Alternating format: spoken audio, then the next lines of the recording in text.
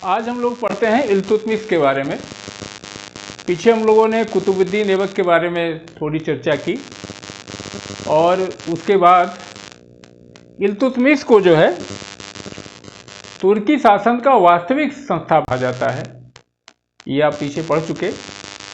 इल्तुतमिश शब्द का अर्थ होता है राज्य का मालिक, राज्य का स्वामी। इल्तुतमिश का अर्थ होता है साम्राज्य का, राज्य का मालिक, स्वामी। और ये भी आप जानते हैं कि इल्तुतमिश तुर्कों की एक शाखा थी इलबारी तुर्क, और इलबारी तुर्क से संबंधित थे। ये इलबारी तुर्क थे। और एक और बात ध्यान देने की है कि ये शमसी वंश के थे। और इन्होंने, आप ये भी कह सकते हैं कि शमसी वंश की स्थापना की। तो भारत में तुर्की राज्य को विधिवत स्थापित करने का श्रेय इल्तुतमिश को जाता है। और 1210 में आप जानते हैं कि कुतुबुद्दीन ऐबक लाहौर में चौगान खेलते समय घोड़े से गिरे और गिरने के बाद उनकी मृत्यु हो गई। तो उस समय चूंकि उन्होंने अपना कोई उत्तराधिकारी घोषित नहीं किया था, तो वहाँ के सरदारों ने मिल करके, लाहौर के तुर्की सरदारों ने इनके बाद आराम शाह को गद्दी पे बैठा दिया। लेकिन आराम शाह एक कमज़ोर और अयोग्य शासक था। शासक बनने के गुण उसके भीतर विद्यमान नहीं थे। और ये देख करके फिर तुर्कों को, वहाँ तुर्क के सरदारों को लगा कि ये राजा बनने लायक नहीं है, अयोग्य है। तो उन्होंने इल्तुतमिश को बुलाया और इल्तुतमिश उस समय बदायूं में गवर्नर थे, वो आए और दोनों में लड़ाई हुई, आराम शाह में और इल्तुतमिश में। और इल्तुतमिश ने आराम शाह की हत्या करके दिल्ली का सिंहासन संभाला। तो एक बात ध्यान रखने की है कि कुतुबुद्दीन ऐबक और इल्तुतमिश के बीच में आराम शाह आते हैं। वो आराम ही ज़्यादा करते थे और अयोग्य शासक थे। उनकी हत्या करके इल्तुतमिश ने दिल्ली की गद्दी संभाली। शमसी वंश के थे इल्तुतमिश। अच्छा, एक बात और है कि इल्तुतमिश को गुलामों का गुलाम कहा जाता है। कभी इस तरह का प्रश्न आता है, गुलामों का गुलाम कहते हैं, क्यों कहा जाता है? वजह आप जानते हैं कि मोहम्मद गोरी का, शहाबुद्दीन मोहम्मद गोरी का गुलाम कुतुबुद्दीन ऐबक, कुतुबुद्दीन ऐबक का गुलाम जो है ये इल्तुतमिश थे। इसलिए इन्हें गुलामों का गुलाम भी कहा जाता है। बिल्कुल क्लियर रहिएगा। और इल्तुतमिश शब्द का अर्थ है राज्य का स्वामी, मालिक। ठीक, अब थोड़ा सा इल्तुतमिश के बारे में जान लें। इल्तुतमिश के पिता का नाम इलम खां था। वो एक जनजाति के सरदार थे और एक बड़े अच्छे, समृद्ध, फलते फूलते परिवार में इनका जन्म हुआ। लेकिन जब विधि का जो संयोग होता है वो तो होके रहता है। इनके अपने भाइयों ने जो है इनको ईर्ष्यावश चलते, इनकी बुद्धिमत्ता से, इनके सुंदर रूप गुण से ईर्ष्या करके इनको ले जा करके क्या किया, गुलामों की एक बाजार में इनको बेच दिया। गुलामों की बाजार में इनको बेच दिया। और देखिए उनकी सुंदरता और योग्यता का ये असर हुआ। लेकिन जो विधि ने लिखा है वो तो होके रहता है। वहाँ से फिर ये आए, बुखारा आए। वहाँ से जिस गुलामों के व्यापारी ने खरीदा, फिर इनको बुखारा के हाजी थे, बुखारा के हाजी ने फिर इनको खरीद लिया और वो लेकर के इनको बुखारा आए। और वहाँ से फिर एक दूसरे व्यापारी ने, जिनका नाम मोहम्मद मुस्तकबा था, ये इन्हें खरीद करके जो है मुस्तकबा साहब गजनी लाए। और जैसे आज एग्जीबिशन लगता है ना, आप लोग देखने जाते हैं, उसी तरीके से जो बड़े बड़े जो सरदार हुआ करते थे, गुलामों की मंडी लगती थी उस समय। तो गुलामों की मंडी में लोग गुलाम देखने को खरीदने जाते थे कि यार कहीं कोई अच्छा गुलाम आया हो तो खरीद लिया जाए। गजनी में मोहम्मद गोरी की निगाह इन पे पड़ी। वो भी गए, चलो घूम आते हैं, गुलामों का मेला देखते हैं, कोई बढ़िया गुलाम आया होगा तो ले आएंगे। गए, देखे इनके बुद्धिमत्ता, इनकी सुंदरता, कितनी चर्चा थी बाजार में कि मोहम्मद गोरी साहब का दिल आ गया कि भाई इनको हम ले चलेंगे। और इन्होंने इनके और एक गुलाम और देखे थे। वो दो गुलाम देख करके उन्होंने कहा कि हम 1000 स्वर्ण मुद्रा देंगे, इसको दे दीजिए। मगर हाजी मुस्तकबा साहब ने, मोहम्मद मुस्तकबा साहब ने मना कर दिया, कहा कि मैं इनको नहीं बेचूंगा। तो गोरी, मोहम्मद गोरी तो भाई अब सुल्तान था, राजा था, उसने कहा कि नहीं, अब हम नहीं लेंगे, हम नहीं सनम तो कोई नहीं। उसने जो है रोक लगा दिया कि इल्तुतमिश की बिक्री गजनी में कोई नहीं खरीदेगा। समय बदला, फिर कुतुबुद्दीन ऐबक की निगाह पड़ी इनके ऊपर, इल्तुतमिश के ऊपर।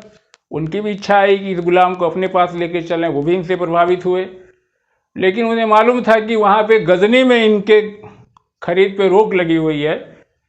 तो फिर ये हुआ कि यहाँ से इनको दिल्ली लेके चला जाए, और ये बाद में इल्तुतमिश दिल्ली आए, और दिल्ली और इनके दो गुलामों को एक साथ जो है इल्तुतमिश ने इनको दिल्ली में इनका खरीद किया, जो कि गजनी में जो है मोहम्मद गोरी साहब को जब मुस्तकबा ने देने से मना कर दिया, तो उन्होंने कहा कि अब यहाँ इनकी बिक्री नहीं होगी, तो गजनी में इनकी बिक्री प्रतिबंधित कर दी गई थी। तो यह दिल्ली में आए, दिल्ली में आके इन्हें खरीद लिया गया।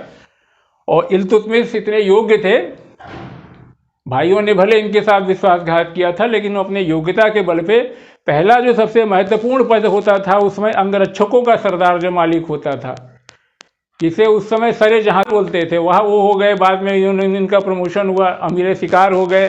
फिर ग्वालियर विजय के बाद इन्हें अमीर की टाइटल मिली। और यही नहीं, फिर बुलंदशहर को संभाला इन्होंने। और उस समय दिल्ली सल्तनत का जो सबसे बढ़िया, जो सबसे मालदार, जो सबसे अच्छा सूबा था, इक्ता था। आगे पढ़ेंगे हम इक्ता के बारे में। बदायूं, वो दिल्ली सल्तनत में बहुत ही प्रतिष्ठित जगह थी। बदायूं को इनको दे दिया गया। वहाँ के गवर्नरों ने वहाँ का इक्ता इन्होंने संभाला, और धीरे धीरे इनकी ख्याति बढ़ने लगी। और इनकी प्रतिभा से, इनकी सुंदरता से, इनकी प्रतिष्ठा से मंत्रमुग्ध होकर के कुतुबुद्दीन ऐबक ने अपनी बेटी की शादी कर दी। यानी कहने का मतलब इल्तुतमिश कुतुबुद्दीन ऐबक के दामाद थे, और कुतुबुद्दीन ऐबक इल्तुतमिश साहब के ससुर थे।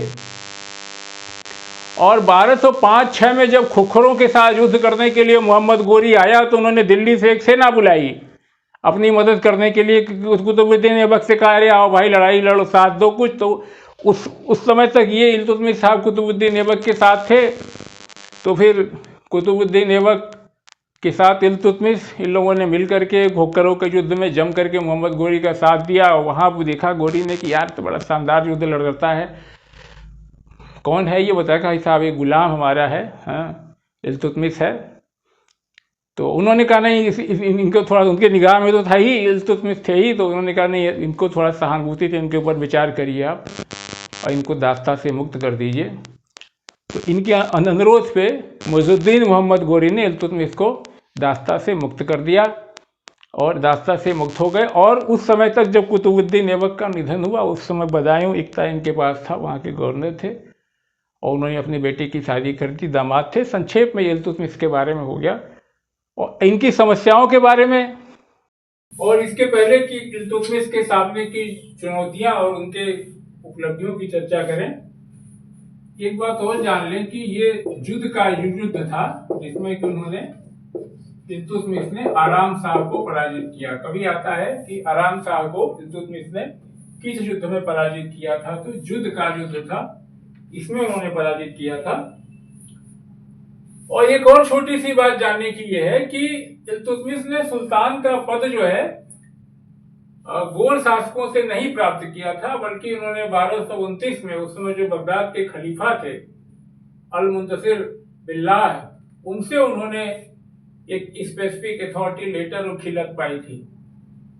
खिलत जो है एक विशेष प्रकार का सम्मान सूचक एक वस्त्र होता था जिसे दिया जाता था। तो ये बगदाद के सुल्तान से उपाधि प्राप्त करने वाले, इस्लामी वर्ड से सुल्तान की उपाधि प्राप्त करने वाले पहले शासक थे। और उस समय जो बगदाद के खलीफा थे, क्या नाम था उनका, अल मुंतसिर बिल्लाह, उन्होंने इन्हें जो है विशिष्ट अधिकार पत्र और खिलत दिया था। और ये कहा गया कि जितने भी इनके विजित क्षेत्र हैं, जो टेरिटरी है, लैंड ऑफ सी, सबके ये सुल्तान आजम है।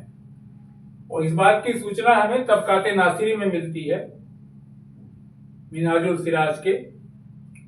और मिनहाज लिखते हैं कि इस्लाम की राजधानी से भेजे गए जो लाल वस्त्र, आभूषण और जो उपहार थे, उसे सुल्तान, उनके पुत्रों और उनके अमीरों ने स्वीकार किया। और उन्होंने अपने सिक्कों पे जो है, इल्तुतमिश की बात हो रही, इल्तुतमिश ने अपने सिक्कों पर अपने आप को खलीफा का दूत लिखा। और दिल्ली को राजधानी बनाने वाला प्रथम सुल्तान इल्तुतमिश था। आप जानते हैं कि कुतुबुद्दीन ऐबक की राजधानी लाहौर थी। ने अपनी चुनौतियों का सामना अगर जो है डट करके किया। और अगर देखें तो इसके 3 चरण हैं। पहला चरण है कि 1210 से लेके 1220 तक जो उसके प्रमुख विद्रोही थे, जैसे गजनी का यल्दूज था या सिंध का कुआचा था, इन लोगों से उसने निपटा, विरोधियों का दमन किया। यही स्वाभाविक भी था। और उसके बाद से 1221 से लेकर 29 के बीच का समय समझिए, 29-30 तक जो मंगोल आक्रमण हुए उसका सामना किया। और जब वो अपने विरोधियों से दमन, मंगोलों के आक्रमण का सामना करने के बाद बाकी समय में अगर मोटा मोटा 1229 से लेकर के 36 तक उसने, और यही उसका समय था, करीब 15 साल का शासन था उसका, उसमें उसने सत्ता का सुदृढ़ीकरण किया। तो पहली समस्या उसकी जो थी यल्दूज की थी, दूसरा कुआचा, सिंध का कुआचा और गजनी का यल्दूज। यानी जो गजनी का शासक यल्दूज था वो उस समय दिल्ली को अपने अधीन मानता था।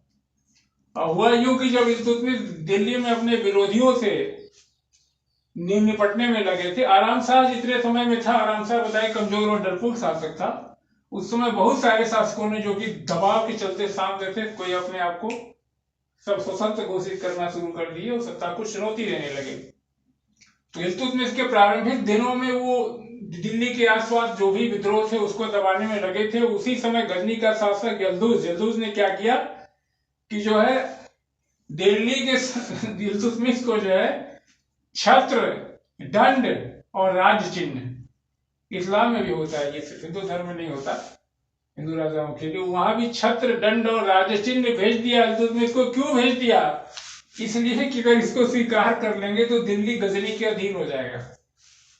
लेकिन बुद्धि लगाया यल्दूज, कहा कि ये मतलब स्वीकार कर लो इसको, ये लो दंड लो, ये छत्र, ये छतरी लो, ये दंड लो, ये राज चिन्ह लो, और अब दिल्ली जो है हमारे गजनी के अधीन हो गया। इल्तुतमिश साहब इतने कच्चे खिलाड़ी नहीं थे, उन्होंने उस समय तो स्वीकार कर लिया उनके जो भी इन अधीनता के रूप में भेजे गए छत्र, दंड और राज चिन्ह को। लेकिन जो ही उन्हें पता चला कि ख्वारिज्मों ने यल्दूज को गजनी से मार भगाया और गजनी लाहौर आया, उन्होंने तुरंत लाहौर पे आक्रमण किया और इनको पराजित कर दिया और लाहौर पे उन्होंने अधिकार कर लिया।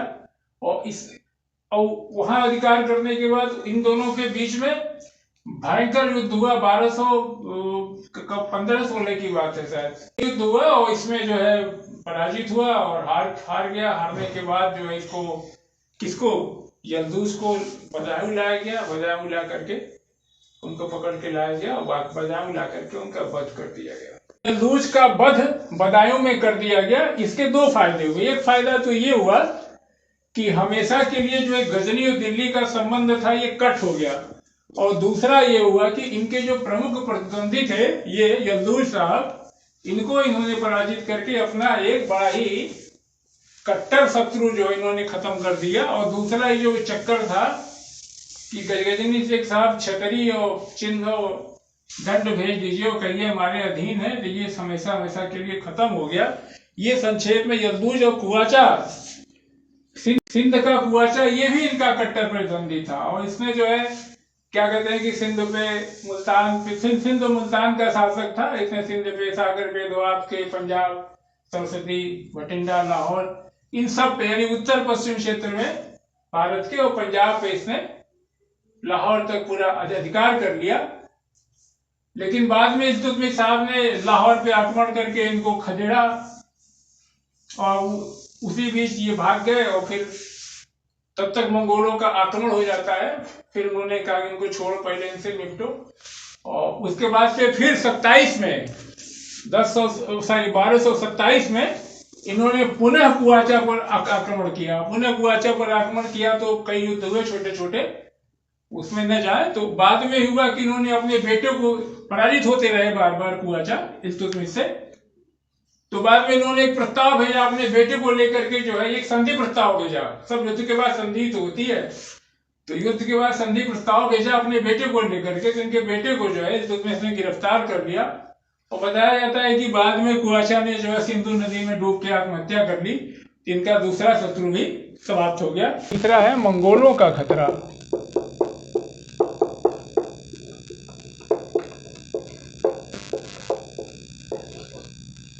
मंगोलों का खतरा, और इल्तुतमिश के समय मंगोल आक्रमण का खतरा था।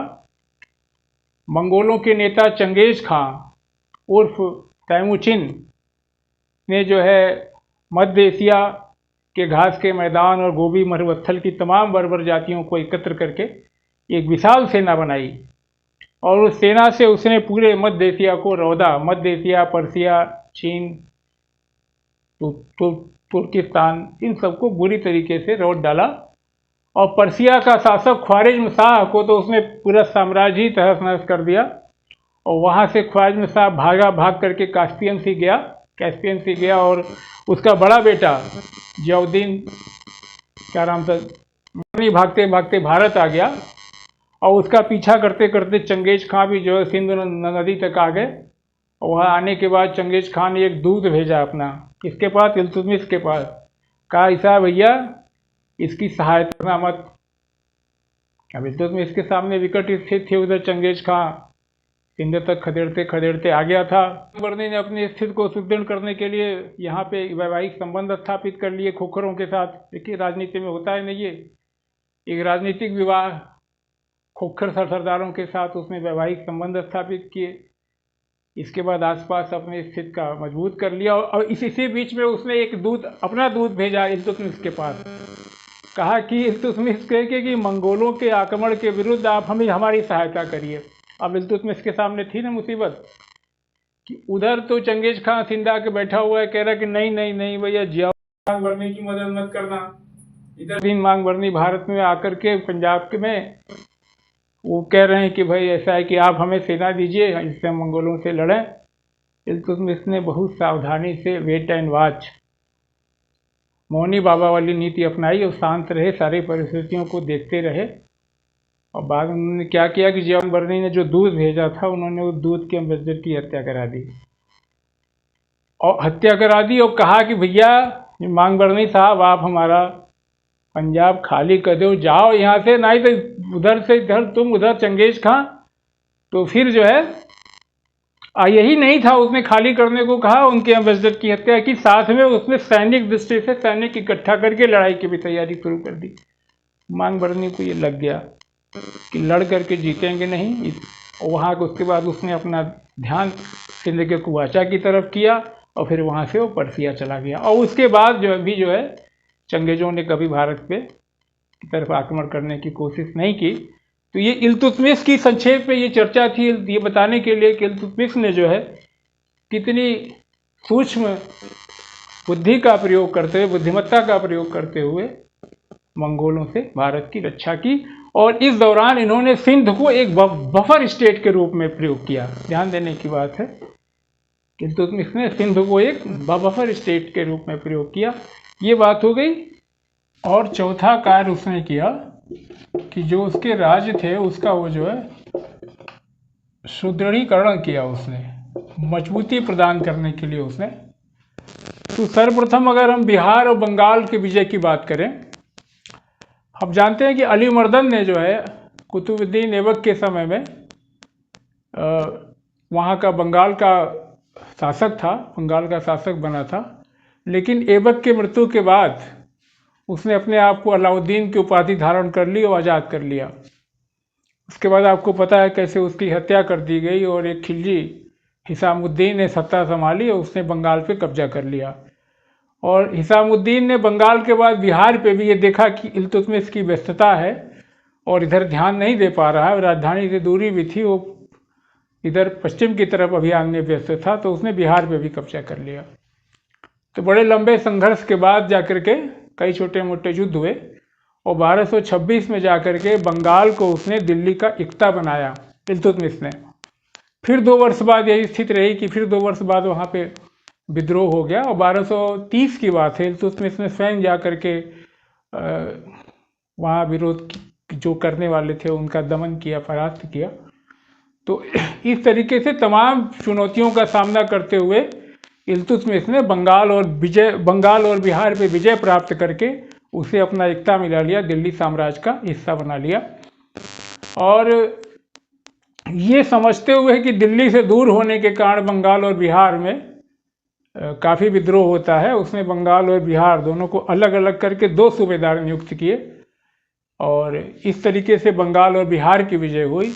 और दूसरी तरफ दूसरी बात एक और थी कि राजपूत राजाओं ने जो है, राजपूतों ने ये देख करके कि जब कुतुबुद्दीन ऐबक के समय में साम्राज्य उसका कमज़ोर था और साथ में बीच में जब आराम शाह कुछ महीने रहा, तो उस समय परिस्थितियों का लाभ उठा करके राजपूतों ने भी जो है तुर्कों के विरुद्ध जो है विद्रोह कर दिया।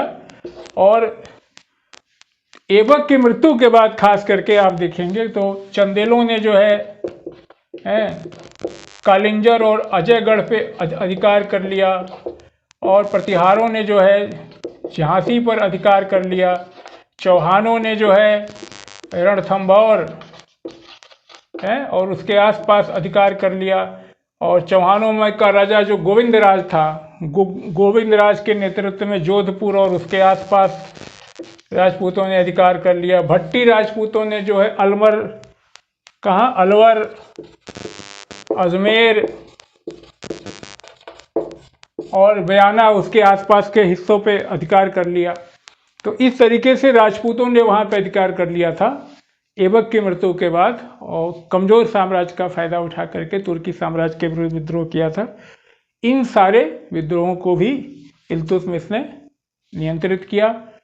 और इसके बाद रणथंभौर का किला जो कि अजेय था, कहा जाता है कि रणथंभौर 70 शासक उस पर आक्रमण किए कभी विजय नहीं प्राप्त कर सके थे, उसको भी जो है इल्तुतमिश ने 1226 में रणथंभौर किले को भी जीता, जहाँ पृथ्वीराज तृतीय के वंशज शासन कर रहे थे।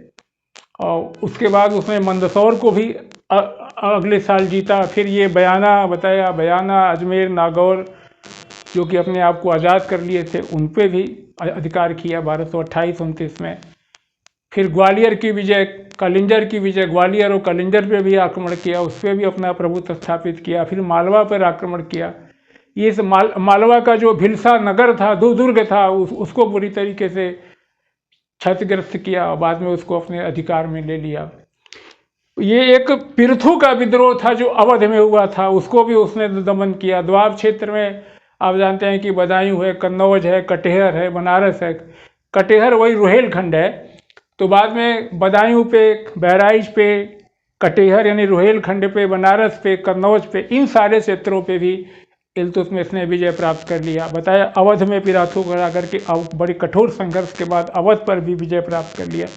इन सारे विजय करके जो है इल्तुतमिश ने एक वास्तविक तुर्कों का प्रथम शासक, प्रथम सुल्तान बना और उसने एक मजबूत दिल्ली की नींव रखी।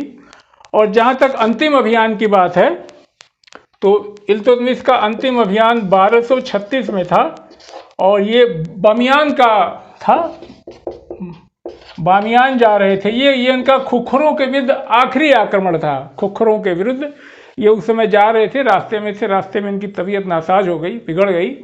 तो लोगों ने कहा नहीं, अब राजा को, साहब को, सुल्तान को जो है, अब सुल्तान को दिल्ली लेकर के चला जाए। अभी का अंतिम अभियान जो है 1236 में बामियान में ये जो है खुखरों के विरुद्ध जो है जा रहे थे अभियान पे, वहीं रास्ते में इनकी तबीयत बिगड़ गई और यहाँ ये निर्णय लिया गया कि इनको राजधानी दिल्ली लेके चला जाए।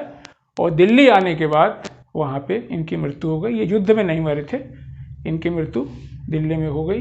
बहुत संक्षेप में यही इल्तुतमिश की कहानी है। अब हम आगे पढ़ेंगे कि इल्तुतमिश के समय में क्या क्या प्रशासनिक सुधार हुए और इनकी राजनीतिक सांस्कृतिक उपलब्धियाँ क्या थीं। आज इतना ही। जय हिंद।